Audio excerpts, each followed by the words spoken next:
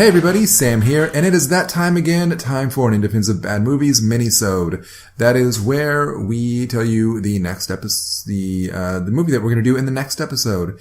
And that movie is none other than Bewitched, starring Nicole Kidman. For some reason I have so much trouble remembering her name.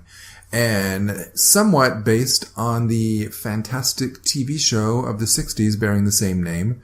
I did see it before. I did not care for it. My wife Loren saw it and she liked it. And she is who will be defending it this time around. So check it out in 2 weeks.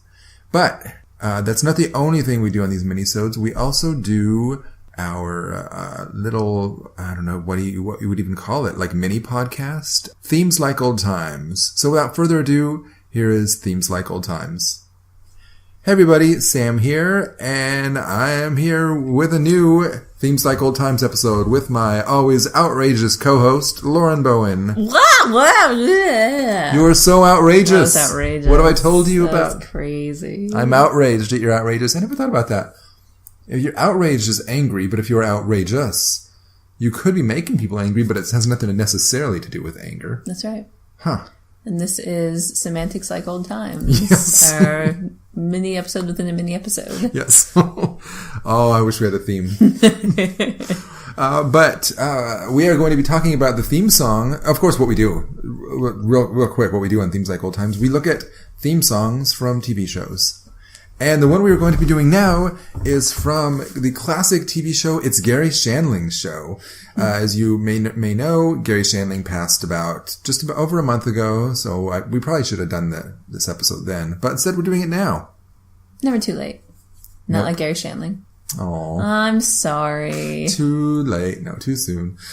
So you watched It's Garry Shandling's Show a bit as a kid? When did we decide it was out? 86 or so? It aired on Showtime from 1986 to 1990. Then Fox picked it up in 1988. Okay. And they ran it also until 1990. Since network seasons run longer, they actually ended just about the same time. It's run on Showtime and Fox. I do distinctly remember being a child and having this on at Dad and Stepmom's house. Not a mom show, but a them show, which is what led me to believe that we watched it on the cables and we were the Showtime recipients because they were great at that. I certainly did not have Showtime, so I know I was watching it on Fox. Mm-hmm. So it was not like we watched it regularly, but I have the image in my head. And of course, I was a child. And so everything, I'm sure, was straight over my head. I guess I was 12 when it started on Fox, so I remember loving the show. And I don't know how much of it was over my head, but I really loved it. And we watched an episode recently. We did watch it. And watching it felt like it would be perfect for us as children. Because as we agreed, it was sort of dated, like fits in with that Times style of sitcom.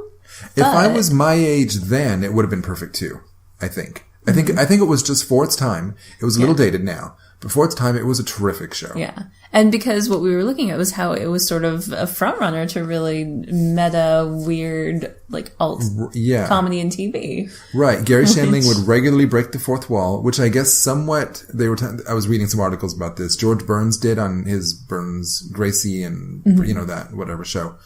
But it was just even more so like the cameraman would be on camera along with that camera.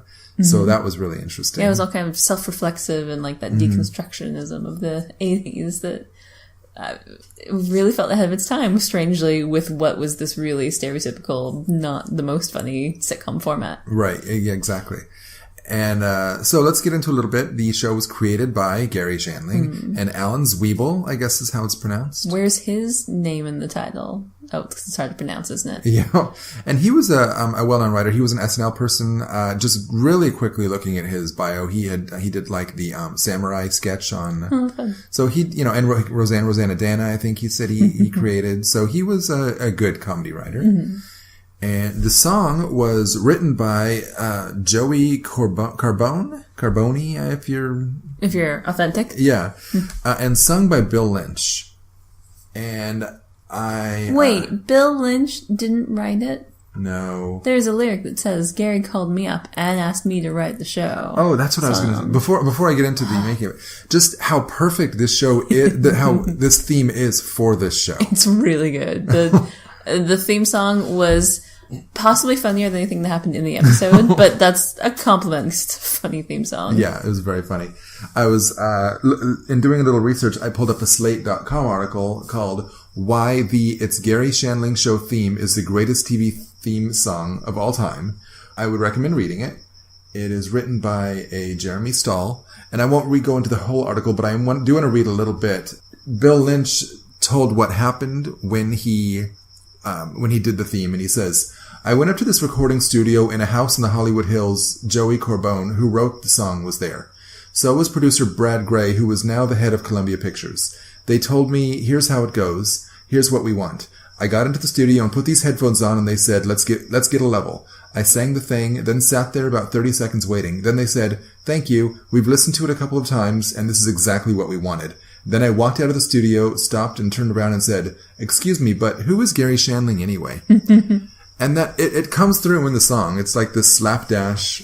I mean, and even in the lyrics, it says, Garry called me up and asked if I would write his theme song, which I guess they don't specifically say it, but it kind of suggests like he did it, and I gave it to him real quick, and here it is. So it's very first draft. There's very little work put into it. Right. Yeah. You could imagine. I liked it a lot. No, it's very funny. And the show, a little bit more, was it was a critical success and a niche audience success, which I guess when you're on cable at the time. Oh my gosh, they were acknowledging niche audiences before.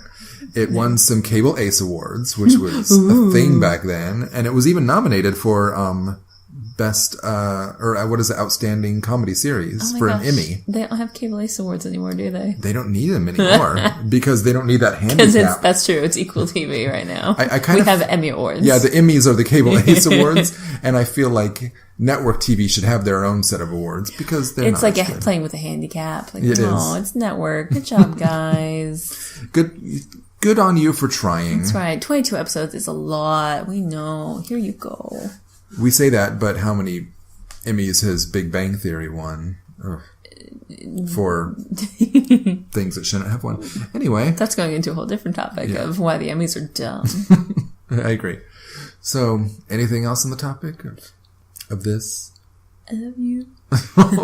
I would recommend watching the show. I think, like I said, it is dated. Yeah. But there's a lot of fun elements to it. And if you enjoy your alt comedy, if like Community or Arrested Development floats your boat, it's sort of like going in and seeing its grandfather. Like, oh, wow. This is where they were cutting their teeth on this new style. That's a very good way to put it. So shall we sing it? Let's sing it. This is the theme to Garry Show. The theme to Garry Show. Garry called me up and asked if I would write his theme song. I'm almost halfway finished. How do you like it so far? How do you like the theme to Garry Show? This is the theme to Garry Show. The opening theme to Garry Show. This is the music that you hear as you watch the credits. We're almost to the part of where I start to whistle. Then we'll watch It's Garry Shandling Show. Oh, hell. This was the theme to Garry Shandling Show. Boom. This is the theme to Garry Show. The theme to Garry Show. Garry called me up and asked if I would write his theme song. I'm almost halfway finished. How do you like it so far? How do you like the theme to Garry Show? This is the theme to Garry Show, the opening theme to Garry Show. This is the music that you hear as you watch the credits. We're almost to the part of where I start to whistle. Then we'll watch It's Garry Shandling Show.